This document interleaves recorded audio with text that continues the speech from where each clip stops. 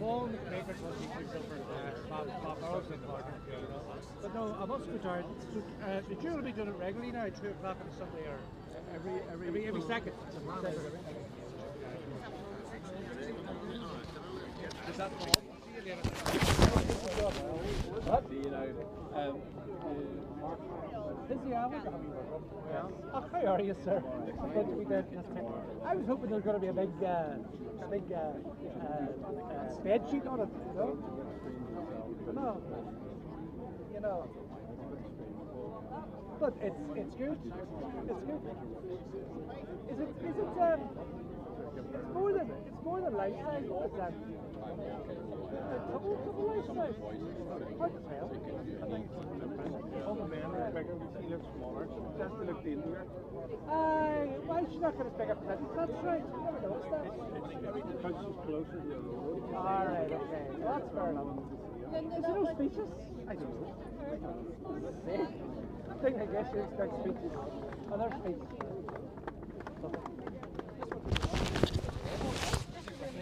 Okay, everyone, if you want to come along to the centre, we're about to start. Good. Right, I've got your bag. Look, I'm a bit rough this while back. Throat or sinus infection. Don't know. That's good, isn't it? Yeah.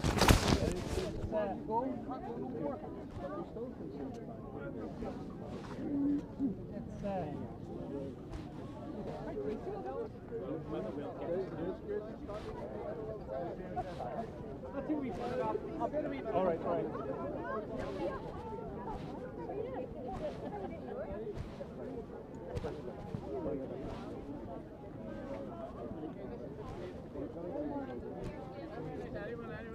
There you are, Sean. I saw your kids. Oh, well. You're finished on those, were you? I've seen you this morning.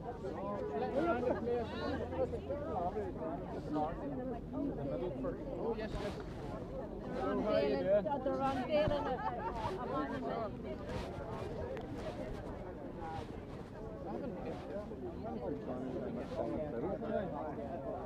So is there a ceremony in the middle then? I had to buy something heavy in the market. Are you back to 100%? Look at scoring. T-Box saying.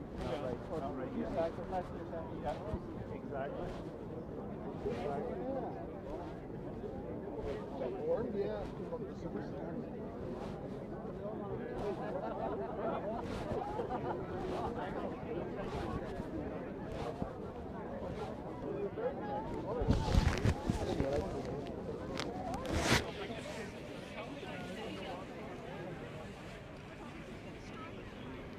I want to get it here and then get it to the other one and then get it away.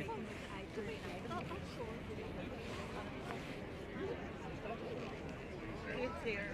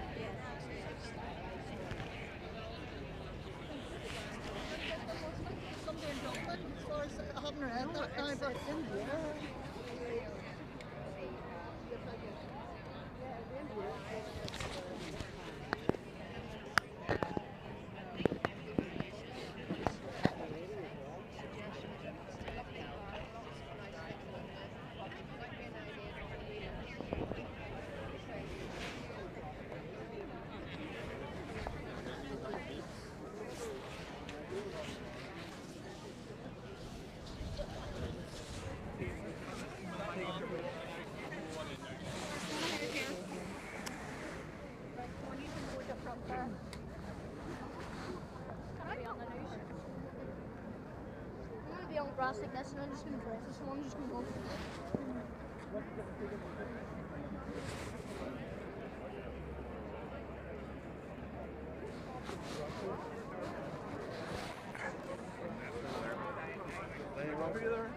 What? I know. It is. It is. I was more space right on the other side, but 6 to 1 really. 6 to 1 on the lower. Go to cases like this, you realize how many cultures are tour guides.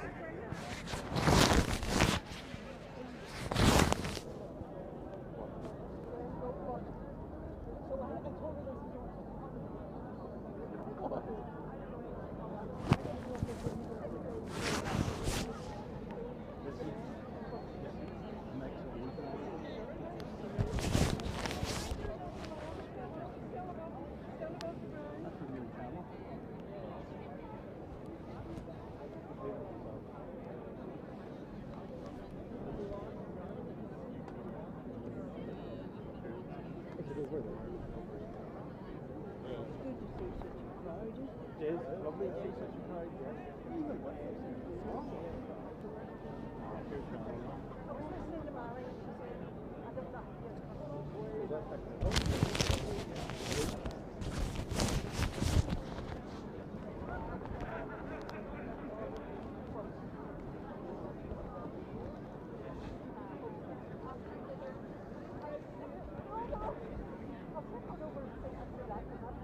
you want to go over? I wonder when it's on this side, right? Do you want to go over there? Yes, we'll wait here for them. Well, I don't know my boss. Is there somebody that's like an enactment thing of the two of them there?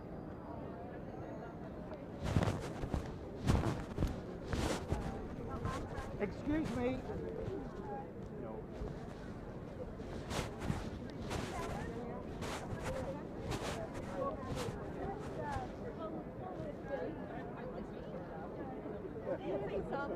I do.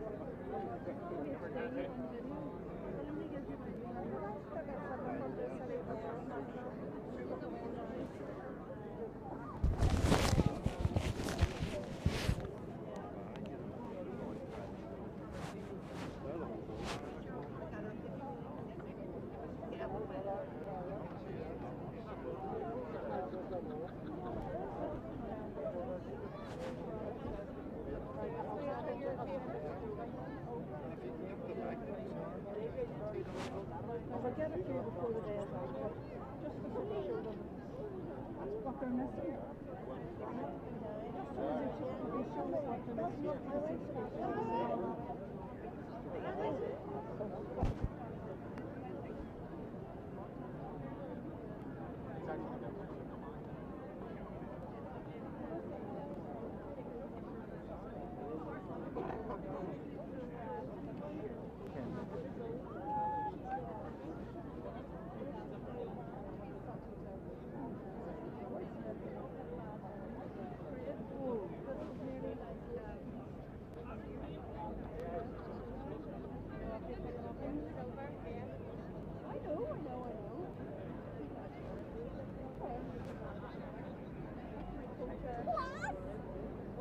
What a trio!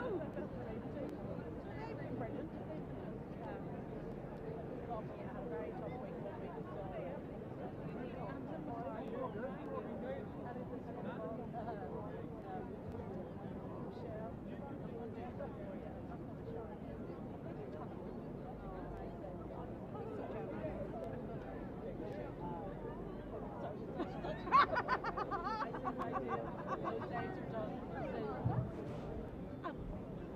Afternoon, everybody. Great to see you here on this historic International Women's Day, when we mark the installation of two statues of strong women who really did live by the courage of their conviction.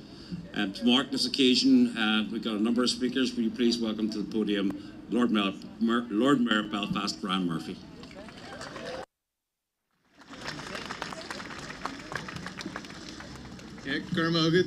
John and Jadeve, a Carja, Ahas Stone, Ornvay and Shaw and you are in last special to Shaw, Hanomo supports the Verts van Special to Star Belfast. Good afternoon, everyone, and I'm absolutely delighted to be here with all of you to mark the unveiling of this tribute to two of the most notable women in the history of the city of Belfast. Mary Ann McCracken and Winifred Carney. Today is an historic day for our city. It's a symbolic day, and a day that ensures these women receive the recognition that they deserve on behalf of the city of Belfast. At the very outset, I would like to commend everyone who has worked so hard to bring this project together, especially the talented artists Naomi and Rolf, the subject experts Ruth Tallion and Mary Alice Clancy, who provided the assistance to the staff team, and to the committee who ensured that this project was brought to completion. Without the input of all of these experts, we would not have been able to give these two women and the exposure that they deserved as authentic representatives of the great spirit of the city of Belfast. Belfast City Hall is a great repository for our city's past and present, and it needs to reflect the people that it serves. Tá éagsaileacht ar gluich agin an seo Mel Fershe, éagsaileacht de Jeannie, de Hulter, agus de Scéalta, agus tá sé rítáhaach go bhfuil halla na cathrach, and it awa ar na daoine cultar agus Scéalta sin ar fad. Mary Ann McCracken and Winifred Carney, two inspirational women who have come before us, now stand proudly in these grounds. Their image at our City Hall represents the women's fight and struggle for equality. It represents the progress that has been made so far. By adding these statues to those that are already sitting in the grounds of City Hall, we continue in our efforts to make this building and its grounds more reflective of our city as a whole. These statues will educate locals and visitors from further afield about our city's great history while celebrating the achievement of women in the city of Belfast. These statues will preserve the legacy of Winifred Carney and Mary Ann McCracken for generations to come. As the Mayor of Belfast, I want to recognise and acknowledge the hugely significant contribution that women continue to make in our great city. I also want to highlight some of the things that still need to change so that we can achieve rights, equality and respect for women of this city. Tá scéal na mán lárnach scéal bhil Fershe, agus tá scéalta Winnie agus Mary Ann mar líorgas ar na scéalta sin dú mra in amanas sacu féin ach dú bhrá sa lá atá inniu an fásta. Many of the issues that were so vividly represented by both Mary Ann and Winnie remain all too relevant and present today. Childcare and the rights of working mothers, promoting women's equality and career opportunities within the workplace, ending the gender pay gap, access to healthcare, women's representation within our democratic institutions, and an end to gender-based violence. These leaders fought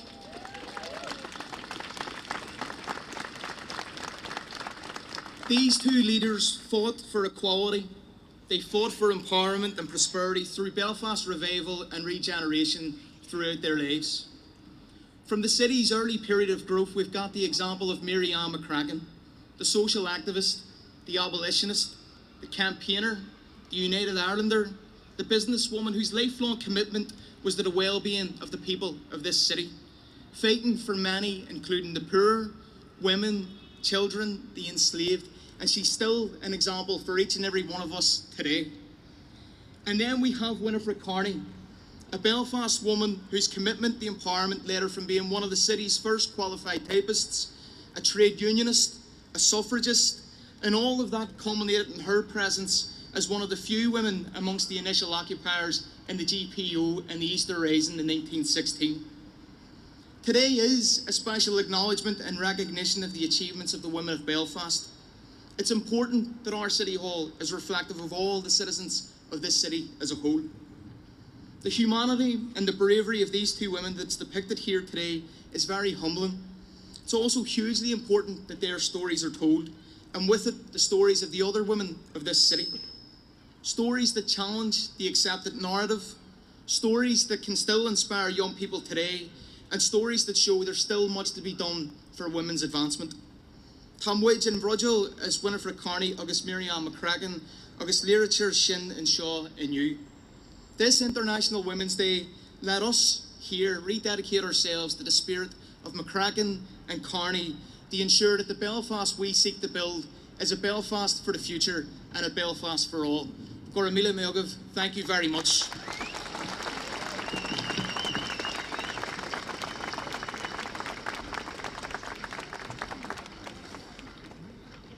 Thank you, Lord Mayor. I think if you look at the statues, you'd all agree with me that the creativity, the artistry that's gone into them is just truly magnificent. Can you give a round of applause for the artists?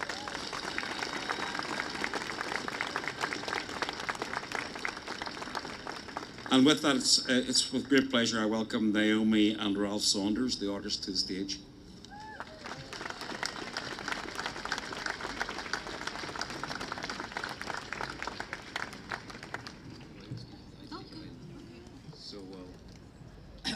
Thank you very much all for coming today.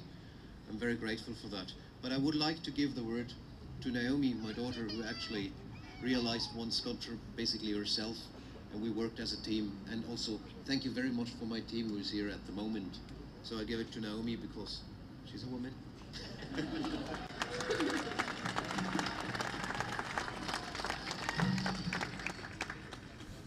Hello everyone, my name is Naomi Vivian Sander. I'm a musician and a visual artist. In this project, my father Rolf, who is an internationally acclaimed artist, and myself have been selected to create the sculptures, with me leading artistically on Mary Ann McCracken and him on Winifred Carney. I feel incredibly honoured to have this chance to celebrate two women on International Women's Day who fought so bravely and tirelessly to bring social reforms, improve conditions for the poor, women, children, the enslaved and the disenfranchised.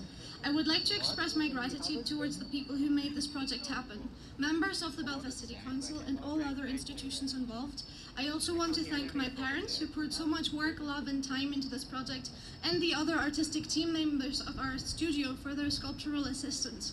Amy McRoberts, who sculpted Mary Ann's right-hand leaflet, Lucy Logan, who sculpted Mary Ann's left-hand leaflet, and Mass Anderson, who welded the bones or metal framework for the original clay sculptures, built the pre-bronze typewriter and was involved in countless other activities.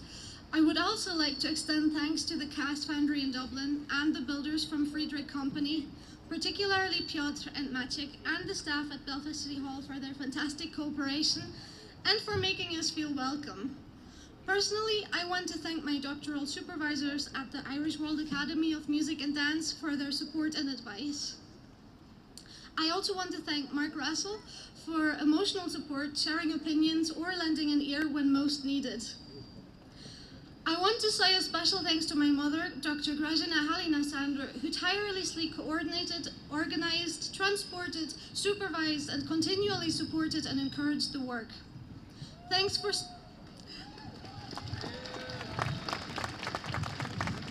staying up with me to sew a semi-replica 1840s style Victorian cartridge pleated skirt in order to create a better three-dimensional reference for Mary Ann's garments. To me, Mary Ann and Winifred are iconic. They dedicated their lives towards creating a more humane and just society. I hope that sharing knowledge about these women's work will inspire people today to look at what still needs change and to notice all the small and big things that anyone can do to make a difference. The design of the two statues reflect the values and activities for which they are best known. Winifred Carney was a suffragist, committed trade unionist and political activist. Winifred's sculpture reflects her role as a trade unionist adjutant in the Irish Citizen Army and as James Connolly's personal secretary and political confidante. Her suffragist activism and social politics are also referenced in the leaflet by the typewriter. We chose to represent Mary Ann based on her abolitionist activism. Among her many other activities, she protested and abhorred the slave trade, helped establish the Ladies' Anti-Slavery Association, and handed out leaflets to immigrants to America where the slave trade was still ongoing. Her boycott of sugar is referenced through the depiction of a slave working at a sugarcane plantation on the right leaflet, and the other leaflet references the Wedgwood anti-slavery brooch. We chose the slogan, "Am I not a woman and a sister?" instead of the more common, "Am I not a man and a brother?" due to the connection that McCracken herself saw between the emancipation of women and the abolishment of the African slave trade. Her commitment to the equality of women was in the same vein as her fight against slavery. Her belief in equality, humanity, and liberty was at the heart of what she did. She was also one of the precursors of feminism and the suffragist movement. She was a strong, resilient, kind, and indefatigable woman who gave her all to create positive changes. The slave trade has left an ongoing legacy of inequality that continues to impact our world today on so many levels. I feel that it is important to educate, share, and open doors of discussion about these topics and incite curiosity in younger generations in order to diminish the indifference and ignorance towards these issues.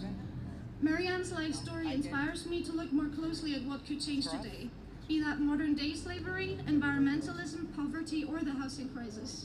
I'm hoping that the statues can bring awareness to visitors about the causes she stood for and inspire ways that we can continue building on the activism today, such as taking part in the walking tours of the Mary Ann McCracken Foundation, which directly contribute towards the alleviation of poverty in Belfast areas, which are economically disadvantaged, the improvement of financial and educational conditions, and continuation of the advancement of human rights, inclusivity, and diversity. It is truly an honor to take part in continuing her and Winifred Carney's legacies. Both Mary Ann and Winifred were visionaries, ahead of their time and very much deserving of recognition. I'm absolutely delighted that this commemoration can happen at such a prestigious and beautiful space, and that we can contribute towards creating greater inclusivity and diversity on the grounds of Belfast City Hall.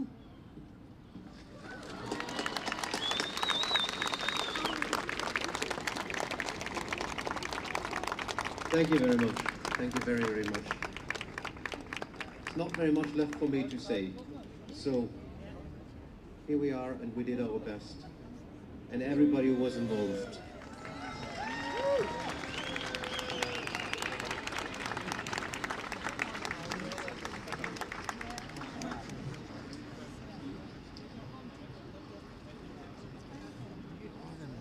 I thought Naomi's speech was just brilliant about the power of these two women and their values and what they stood for. Yeah.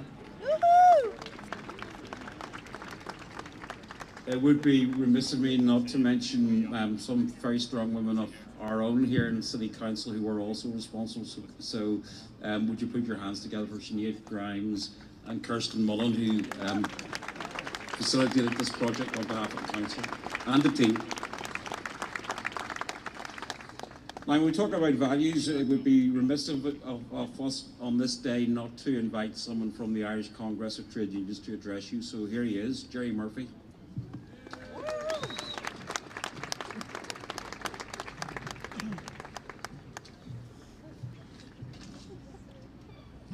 Good afternoon, Lord Mayor, distinguished guests and citizens of Belfast. I'm delighted as the representative of the trade union movement across this island, and particularly as its principal officer here in the north, to be in attendance today at this very significant event.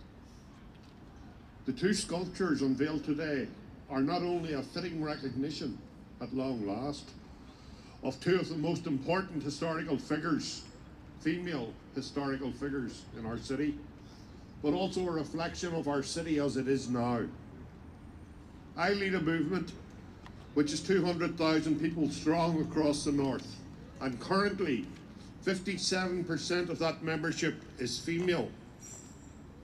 Mary Ann McCracken and Winifred Carney were early pioneers in the battles which have seen women rightly assert their rights to equality of opportunity and treatment. Their examples have thousands of living legacies in every workplace and in every community across this city. Mary Ann McCracken was born into a progressive and liberal household during the Enlightenment, and an original Republican, you might say. She has been described as a radical humanitarian, a social activist, campaigner, and entrepreneur. She was also a feminist before the word was invented. She was an active supporter of the United Irishmen. She challenged her class and the merchants of Belfast when she campaigned for the abolition of slavery. Her concern for the oppressed was spread across the entire social and economic fabric of Belfast, from the workhouses to the mills. It included education provision and improving pay and conditions. She would have made a great shop steward and an even better general secretary, just like the majority of the trade union leadership in the north are now female.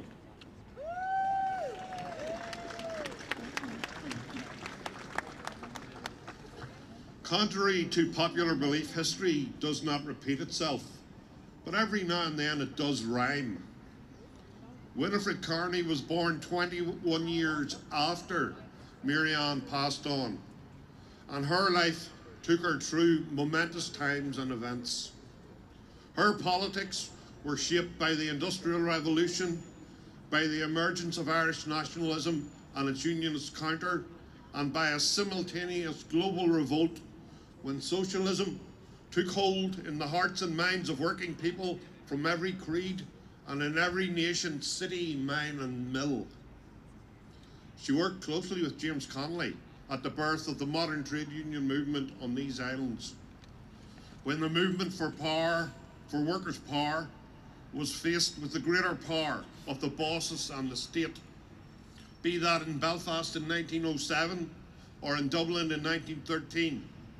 She joined with Connolly in the Irish Citizens' Army and was present with the revolutionaries and the patriots in the GPO in 1916. After that terrible beauty, she returned north and continued the work of creating a new Jerusalem for working people, as Ireland was partitioned and the carnival reaction that Connolly predicted came to pass on both sides of the border. And yet, no such border existed in her head or in her heart. Her work with the Irish Transport and General Workers Union, with the Labour Party, and with workers' education continued to expand. Her world was one of resistance to the types of society being forged after partition, and that is where she met her husband, George McBride, a Protestant, a former British soldier, and an Orangeman. They lived by their principles and loved each other until her passing in 1943. And yet, even in death, the sectarianism they confounded was still opposed upon them. Buried in Milltown, she was not allowed to have her husband's name, McBride, on her gravestone due to religious difference. They were married for 15 years, and George McBride never remarried after Winifred's death. A few years ago, the trade union movement, led at that time by my distinguished colleague Peter Bunting, paid for and installed a new headstone for both at his grave close to the Somme Hospital in Newtownards. This statue corrects those forced omissions from our history.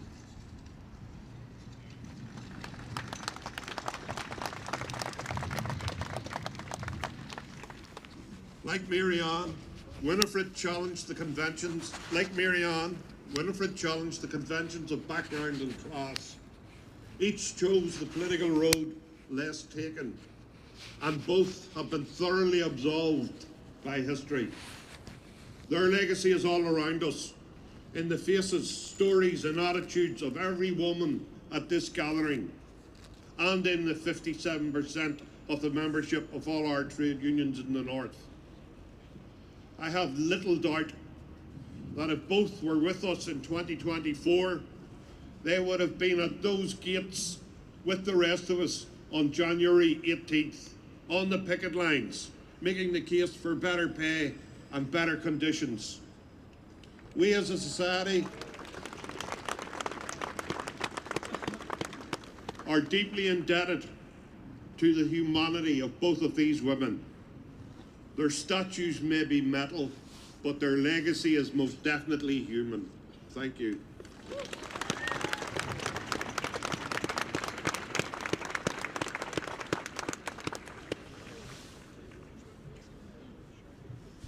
Very powerful words from Jerry. Go on, give him another round of applause there. You all wriggling your toes to stay warm? Like, just on behalf of myself as Chief Executive of Belfast City Council, I want to say thank you to all of you for coming here today. Oh.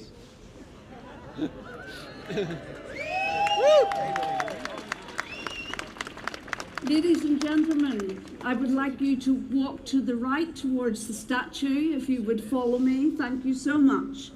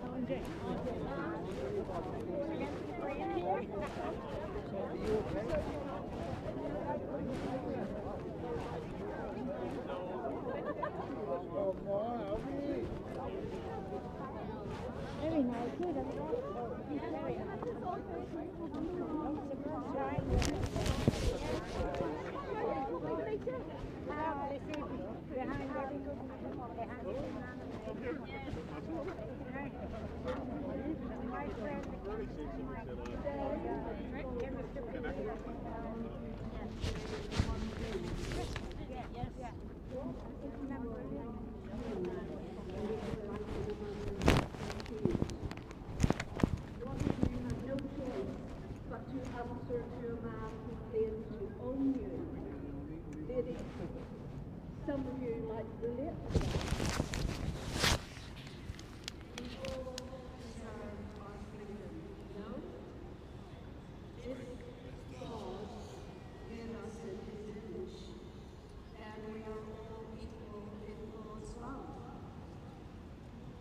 Right now, ships that leave in stocks, ships made by the very people of Belfast are sailing into a land of slavery, a land where a man may not live his life as he chooses, all because his skin is a different colour to you or I.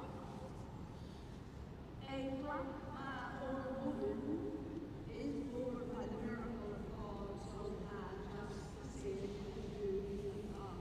Yet, across that ocean where our ships stop, a man can buy another man, like a farmer trading pigs or a lady buying shoes. The Americans allow life, invest at holy light to be bought like it were nothing. Can you think what it means to be owned? Are we all not equal in the eyes of God? Are we not all here on this earth to live a life of peace and love? I ask this of you for asking is all I can do. You must have a brother, sister, cousin, friend, one who is planning to board that ship to new land, one who is saved and script to buy the fare to embark on an adventure in the land of the free. Then, free. Free unless your skin is different to the white man's. It is not the land of the free, it is a land of slavery. Tell your sister, brother, cousin, friends of this abhorrent crime. Tell them to do their moral duty. Do not put their hard-saved money into the hands of evil men. Evil, greedy, sinful men who trade in lives. Protest, Belfast. Stand up for the rights of our black brothers and sisters. Stand tall and shout from the rooftops. We shall not be silent. We believe in equality for all of humankind. No to slavery. No to the trading of men. No to the land of the free abusing the black people. I entreat you. I beg you. Make your voices heard.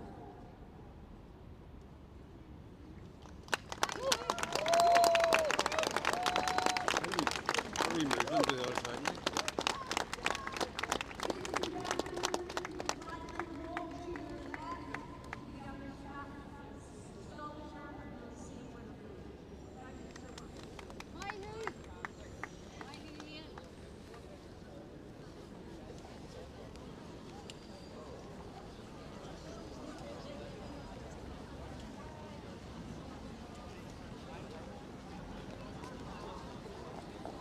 Ladies and gentlemen, I was never one for public speaking, but I was never one for speaking. Most certainly not about myself, my comrades, or my friends. I keep secrets, not make speeches. I am Winifred Carney. Winnie, if I could have your attention. I've been known by some other names you may have heard. The typist with a Webley, or crack shop, But I am a little more than just that. Let me tell you what I have seen. If I could have your attention, gents. Thank you. Belfast. The conditions of the poor are atrocious. Working conditions are horrendous. Mill workers, barefoot, working their fingers to the bone for a wage that cannot afford them shoes for their children's feet. As a qualified secretary, I turned down the opportunity to earn a very decent wage for that of a mill worker in order to mobilise the women into taking strike action against their fat cat bosses. Girls, your condition and the conditions of the sweated women of all classes of labour in Belfast means that you are the easy victims of disease, and your children never get a decent chance in life. Belfast mills are slaughterhouses for women and penitentiaries for children. The world unites in wondering of what material are these Belfast women made, who refuse to unite together and fight to better their conditions. A general stoppage in the spinning rooms of Belfast would stop all the linen industry. But it depends upon you, the working women of Belfast. If you have courage enough, faith enough in yourselves and each other, you will win. Talk about success, and you will achieve success.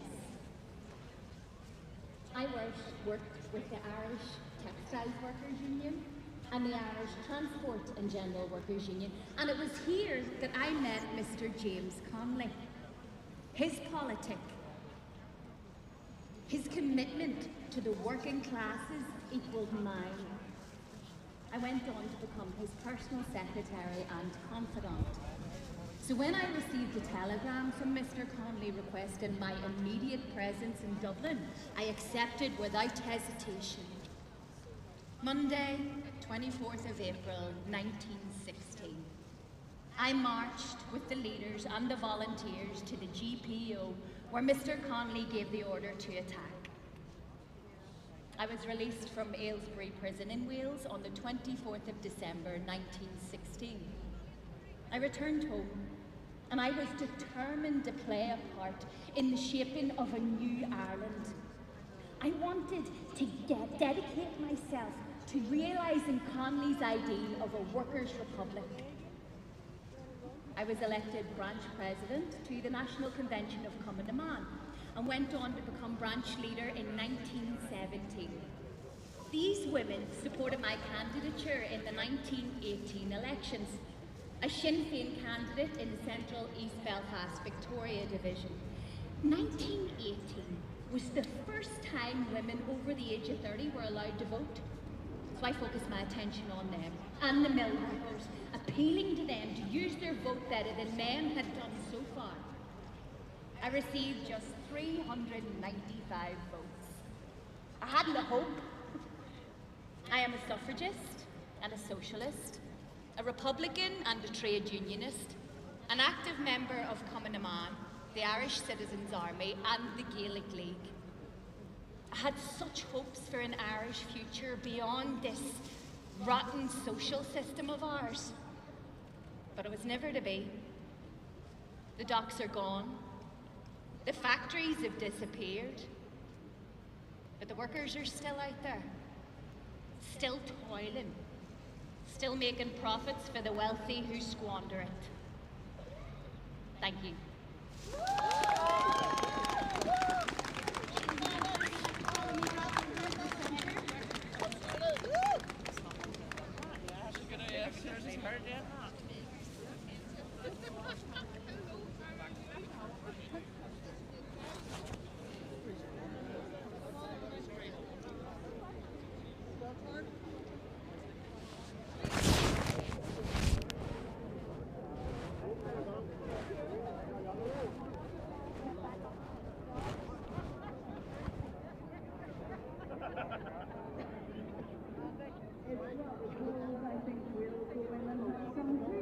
Would you like to join us in the great?